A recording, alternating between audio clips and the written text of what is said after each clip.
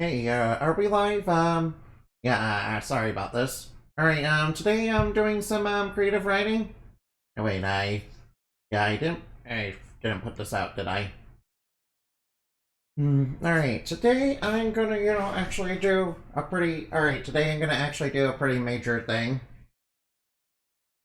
Today I'm gonna do an actual pretty major thing, so bear with me.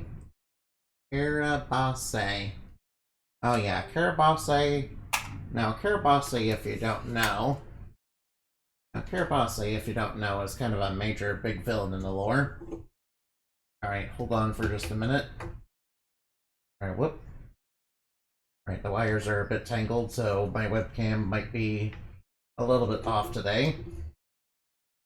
Come on now. Come on now, untangle, please. Untangle for me, please. Alright, just getting into position. Alright, now, don't mind, alright, now. Alright, good, NMI is working. Alright, sorry about that little distraction. I probably should have had that set up ahead of time. Alright, now, Carabosse. Alright, Carabosse is based on Sleeping Beauty, so the story is going to reflect that a little bit at the beginning. Carabosse was a member of the Fairy Godmother Guild. But she was very strict and overbearing and very quick to take offense when she wasn't invited to a king's daughter's first birthday. Birthday due to her poor reputation. Yeah, I know some versions of, Sleeping Beauty say she kind of was accidentally not invited, but, I like to think, it's more like the... I remember just one version of the story where, she was kind of, where she kind of, wanted to not be invited because she wanted to justify being kind of a dick, really. She became outraged, went anyway, and attempted to kill the new princess in front of everybody in a public spectacle. Which would have almost succeeded in putting a death curse upon her. But one of the understudies of the Fairy Godmother Guild, who was part of those invited to this event, basically hung back because they saw her, knew she was up to trouble, and was very sus of her. Dun dun dun dun dun dun dun dun dun dun dun. Sus. Sus of her. So after she... Hey, hi honey. Hi Pass, what's up? Hi honey. Hey, head pats, thank you for the head pats, I appreciate that. So after she gave her curse, the understudy alright, there's no, alright, no, not the totally normal reindeer, what's she doing here again, yeah. Decided to undo the curse as much as she could by basically changing it to an enchanted sleep, and stopping time for the king and his family and his house until the curse could be broken, which was successful. However, Carabosse, as punishments, as punishment by the fairy godmother guild, and by Titania, queen of the fairy realm. Yes, yeah. The Queen of the Fairy Realm is actually pretty cool in this lore, yeah.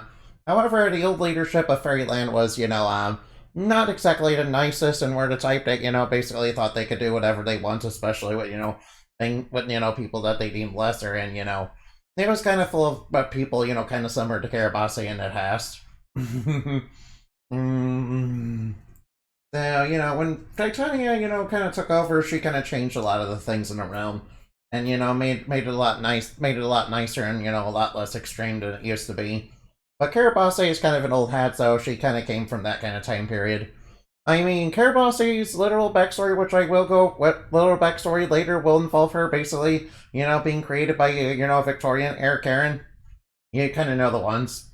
You kind of know the ones from, the Victorian, morality plays that were all, like, super brutal towards children for very minor reasons. Well, Six is fake and gets. Oh, don't worry. Titania's actually pretty nice. She's actually pretty nice for the most part. Yeah, unlike Carabosse, She was stripped. She was stripped of her rank and title. And basically jailed. Until she escaped. Until she escaped because of Lumina Knight, back when Lumina Knight was in prison. Was in prison and escaped. Was in prison after her failed coup of the Art Kingdom.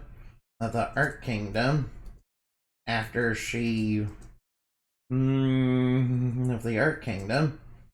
And so Carabosse decided to restart the old, Unseelie regime that had been without a leader after the war, which is basically a big event, yeah. Yeah, I know, even Nice Fight can get real weird at times with how they do things. Yeah, that's kind of part of their quirks, but it's most. But I like to think at least some of them are a little harmless, but definitely very disarming. Yeah, sometimes. although priests don't trust. But yeah, but Titania, even she's like, hey, don't trust everybody that's like in my court. Yeah, some of them are some real weirdos, and some of them are kind of like that still. Yeah, basically the war. What happened is that basically the full fairy regime was kind of fighting humans that were basically and at the time protagonism was kind of at an all-time high, which was basically like a cult that was basically made by the gods and all that, and they kind of got into a fight with each other, that escalated into a war, and all the other realms got involved, so that's kind of how things got separated for a while. That's kind of how things got separated for a while until things kind of became more peaceful, and people started actually being nicer, started cooperating with each other a little bit better. Yeah, the war is kind of responsible for why Lumina Knight became crazy, because she was kind of a POW at that point. And when she finally got out, she kind of went a little mad because of that. Yeah. And the old Unseelie regime was run by Nick Nathan a long time ago, but they were kind of the biggest offenders of all the incidents during the war, and they kind of got killed because humans would keep fighting them with a whole bunch of iron tools, and eventually it would basically crush their leadership. Some of them did survive, basically. And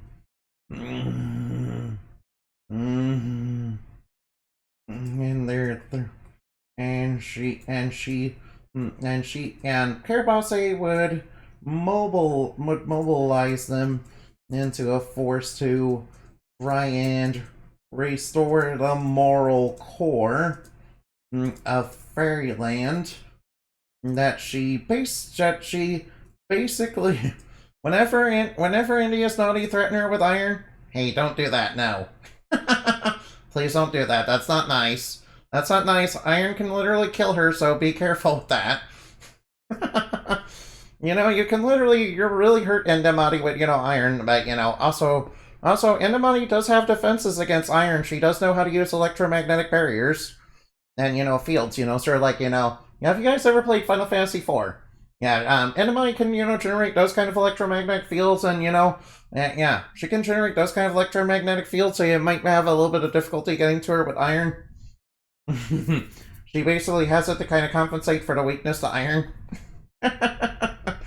That she basically used as a political movement against Titania, whom she felt was in her way, and by that she basically told me, basically in her way, and kind of ruining Fairyland from what she used to know during the pre-war days. Yeah, basically she yeah. And disliked Titania, wanting to get along with humans, who had been Fairyland's enemy for a while. So yeah. Let's put that there, yeah. Alright, now, Carabosse was originally spawned from a Victorian era Karen, from a terribly written morality play, in which children were punished for having a birthday party. Yeah, this kind of reminds me, there was this one, fairy tale story that I kind of heard about, basically was having fairies, basically torment people for, having that. Why are you weak to iron anyway? Well, iron's a very strong, reality-based substance, and,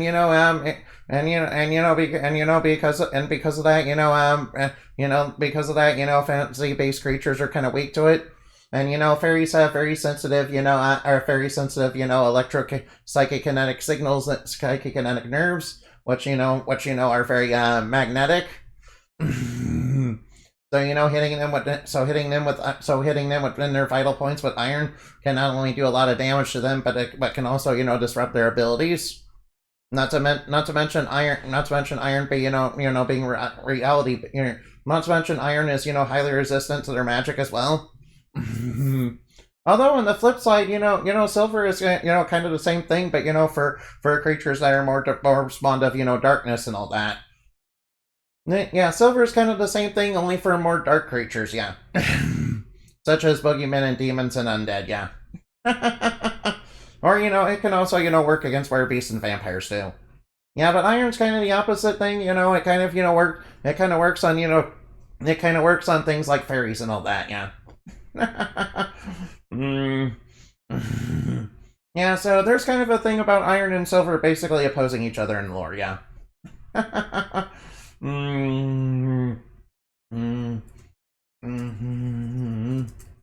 Also,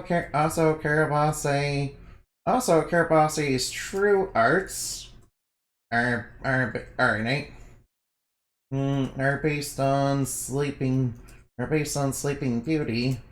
In particular, they're based on Sleeping Beauty, yeah. Her most powerful one, being Death Spindle. mm, being deathbed, which at one time would inflict instant death, but due to the understudy was nerfed down to enchanted sleep. Yeah. I mean, enchanted sleep can still kill you, if you sleep too long, but you can eventually wake up, yeah. But maybe you'll eventually wake up. Alright now. What kind of dreams do you think, enchanted sleep, has? Maybe it's like Plumeria, maybe it's like Triandros, or maybe it's, very sweet and happy, more like peonies or whatever. And you probably would want to stay in it and you probably wouldn't want to wake up. Of course, if it were like Plumerias, you probably wouldn't want to wake up either, but that's a bit for different reasons. Kind of a bit like, hey, you guys remember Reclusa from Mario and Luigi, from Mario and Luigi? Yeah, kind of like that. Kind of like those little little virtual reality flowers. Enchanted sleep sounds positive. I mean, it's basically an extended sleep where you can't wake up. So, if you don't wake up, you will eventually die. That's why, the understudy kind of stopped time to, prevent that. Yeah. Yeah. So Carabosse's true arts are going to be based on, Sleeping Beauty. Yeah, it's kind of similar to, do you guys know about Nate Chausen from, Endless Frontier? From, Endless Frontier Saga? Yeah, it's kind of like her arts are kind of based on Snow White, and, and Carabosse's are, more based on, of course, Sleeping Beauty. Yeah,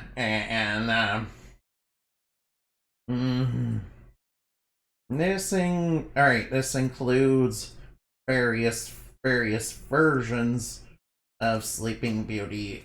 Sleeping Beauty, of course.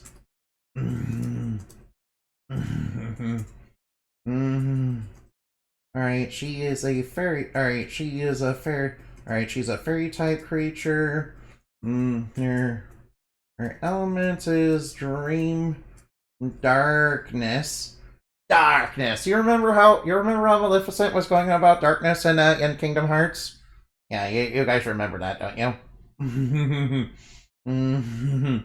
Yeah. She is associated with the Zone of Delusion, because of course she is. Of course she's associated with the Zone of Delusion. She literally was born from delusion. She is aligned with fantasy. Right now, to explain the alignment system, basically there's fantasy, reality, madness, and there's also void. The basically how it works is reality has an advantage to fantasy, fantasy has an advantage to madness, and madness has an advantage to reality, and void is basically the free type. Yeah, it doesn't have any strengths against the other ones, but it doesn't have any weaknesses against the others or itself. So it's more neutral against everything. And against everything as well as towards everything.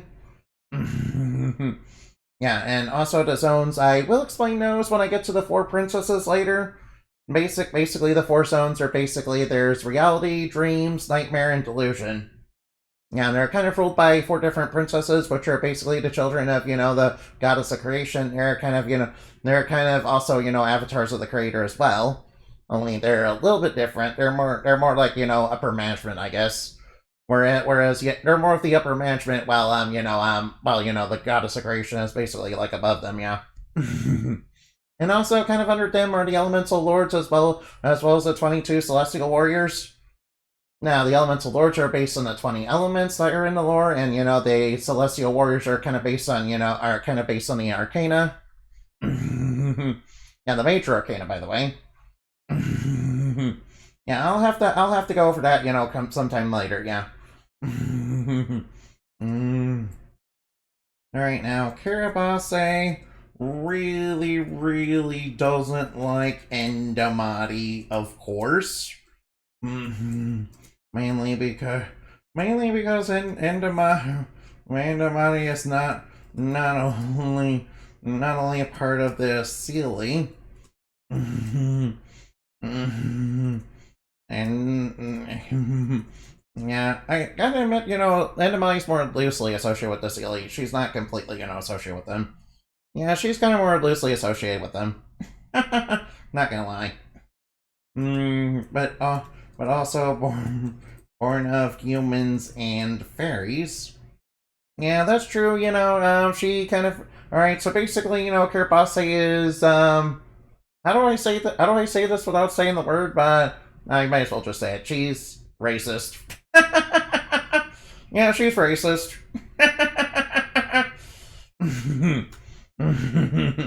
And I'm mentioning, yeah. Yeah, that's basically it. Yeah, that's basically it without, dancing around it, basically.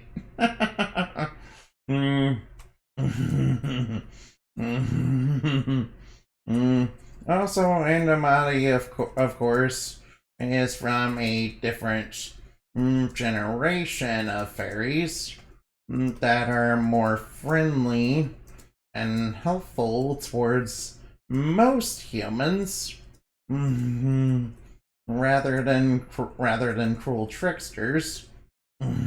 Yeah, you gotta remember some of the more modern fairies, when they're like in stories and video games, they're actually, pretty helpful for the most part. Even if they are still sometimes a little creepy, unsettling sometimes. Such as in Zelda or like the F-Mana series. and basically that means Carabosse is a bit racist and a boomer. I mean, that's basically what it is, basically. Yeah, that's basically what it is.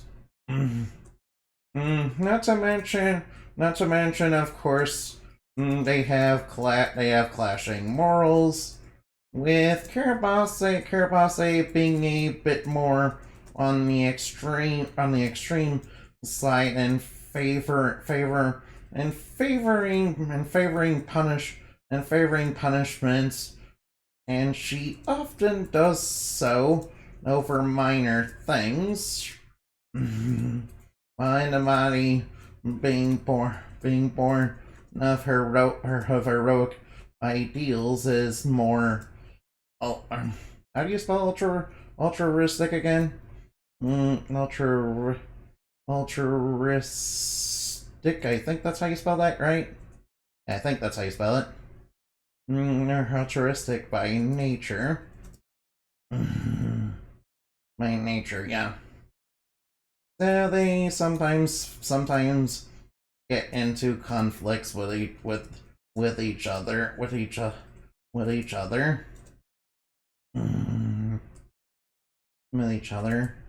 Not to mention, Carabosse has connections to Red Moon due to Lumina, helping her escape prison.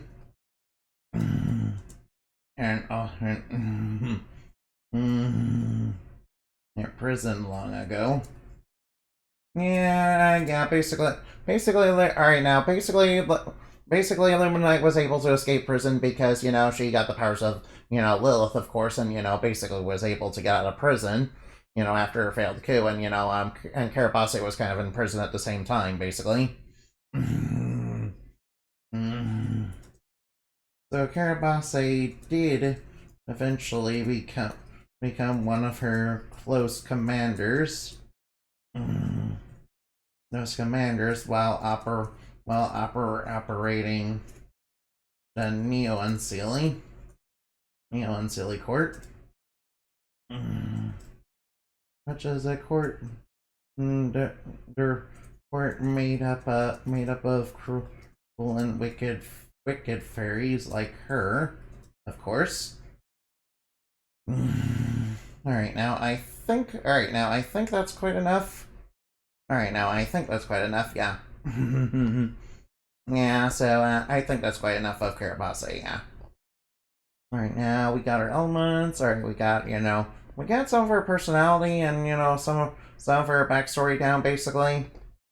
Yeah, the reason she was spawned from Victoria era Karens is because, you know, is because because fairies are basically, you know, beings that are, you know, that were originally tulpas and were basically descended from tulpas. So, some of them were born at baby laughters, which is how the first ones were formed, and, you know, they would go on from there. But some of them, you know, weren't born from that, you know, because some of them, because some of them weren't really born from that, you know. Some of them were in fact born from, you know, more darker, more adult thoughts, yeah, unfortunately. Alright now. Alright now, I think I will publish this now. Alright, gotta remember, this is more of a, I guess, rough draft, I guess. Now, obviously, we don't want no AI, no. Obviously, we're not gonna want no AI, nope. No. No AI, no. I mean, AI may be able to produce... AI may be able to produce 1,000 hamburgers, but it's, you know, like that one, you know, sea god that, you know, went up against, you know, went up against SpongeBob. You guys know the scene I'm talking about? You know, SpongeBob made a sandwich with love, and, you know, that sea god, you know, made 1,000, you know, trashy sandwiches that tasted horrible, and were basically slop. Yeah. Yeah, although, you know, eventually the sea god did, you know, concede that, you know, yeah, SpongeBob did make the better sandwich, which is generally, you know, a better story about something like that. You know what I read up, you know, that kind of reminds me of, you know, Arachne's story, you know, a little bit. Yeah, which is also kind of part of the lore. Yeah, kind of related to the you know, the gods and the to you know, the traders of the gods of creation. Yeah. No, it was created by my thoughts. I wanted a hottie that's also baddie. No. No, that's not true. No, that's not true. No. I mean, you might find Lemon Knight's appearance, you know, very beautiful until, you know, until she starts doing the Freddy Krueger, starts doing stuff that, you know, kind of reminds you of Freddy Krueger or Pennywise. Yeah. Since her true arts are basically based on fears and phobia. Yeah, and she can kind of make those things kind of come into reality. Yeah, and she's very good at being able to do that well, yeah. Yeah, it's not all just psychic manipulation and fear manipulation, even though that's part of it, yeah. Like, she's legitimately very dangerous, yeah. So, alright now. Alright, I think that's quite enough now. Alright now, how about, alright now. Wait, are we still in window capture? Oh wait, are we still in window cap? I think we're still in window capture. I better be careful about that. Alright, I better be careful about that. You know, change the scene. Alright, now I'm changing the scene, yeah. Yeah, I better be careful about that because I don't want to get... Oh, whoops. Because I don't want to get copyright claims. You know, for a stream... streaming Twitch because, you know, there's a whole bunch of, you know, very popular people that are, like, on the front page. You know, I don't think any of them would like me if I, you know, captured their stream by accident. Oh hey, Ekogami's on, yeah. Alright, let's go do Ekogami, yeah. Whoops, sorry about that. Alright, let's go raid Ekogami. Now let's raid them, yeah. Let's raid them. Let's be nice and raid them real quick. I know Ekogami really likes her horror games, yeah. Although I did see her play in Nier Automata once. I remember. Alright, now. Alright, now. I'll see you later. Remember to fly like bat and shine like the moon, for we are stuff dreams are made of. Goodbye. Moonbat raid. There you go. Goodbye.